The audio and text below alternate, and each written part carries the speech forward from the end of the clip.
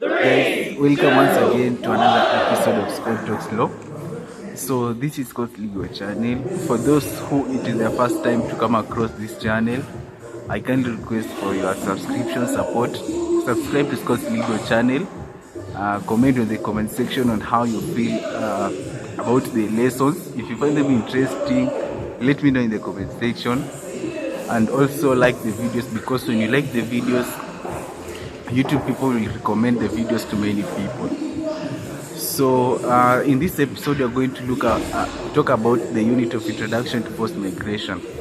So this is the unit that deals with the persons of concern, the asylum seekers, returnees, refugees, IDPs, stateless persons, and there are 5 categories of persons of concern. So in this episode we are going to look at asylum seekers. So an asylum seeker is someone who is seeking protection from persecution in his or her own country.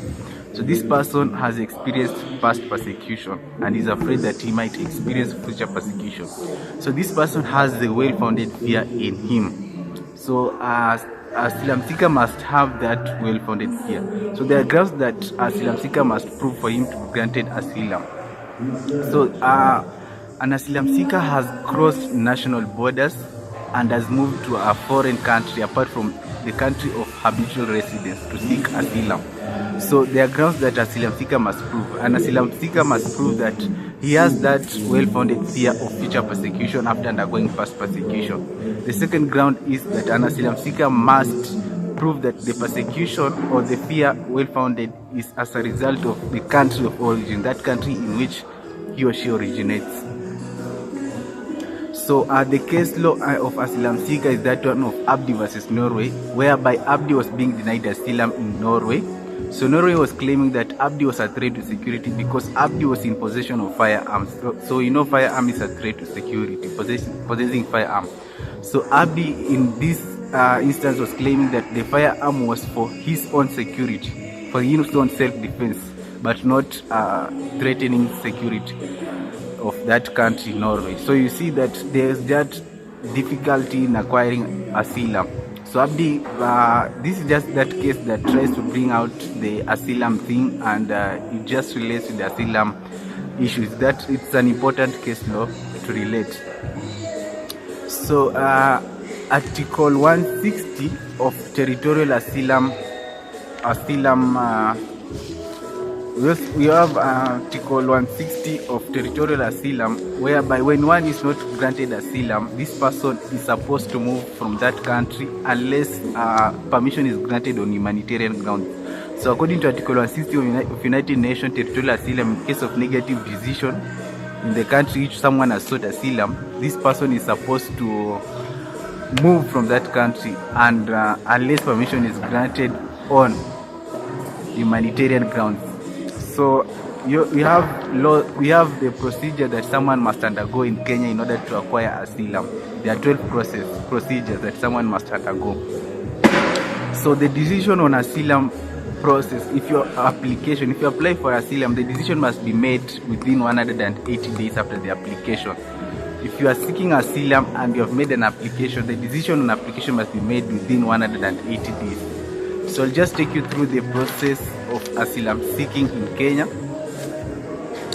So upon entry of asylum seeker in Kenya, he or she shall be received by an appointed officer and directed to the nearest reception center where he wishes to remain in Kenya. He must follow the following process. Number 1, present himself before the registration officer and make his application in file triplet, and should be presented by the asylum seeker at a designated refugee reception office within 30 days of entry in Kenya.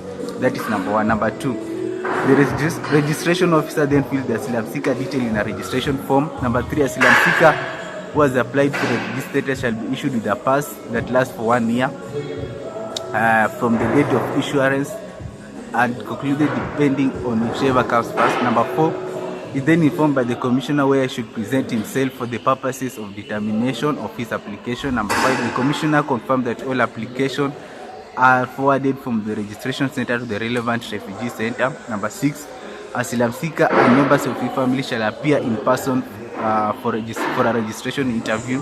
Number 7, the appointed officer in charge of registration center shall forward the asylum seeker application in the refugee determination center. Number 8, the asylum seeker then undergoes the identification process where the fingerprints are taken and photographs and checked against the national fingerprint database. Number 9, an interview is conducted to determine the refugee status of asylum seeker. Number 10, after completing the interview, the refugee status determination officer make a detailed report on his recommendation to the commissioner. Number 11, the commissioner then decides it based on written documentation within 90 days.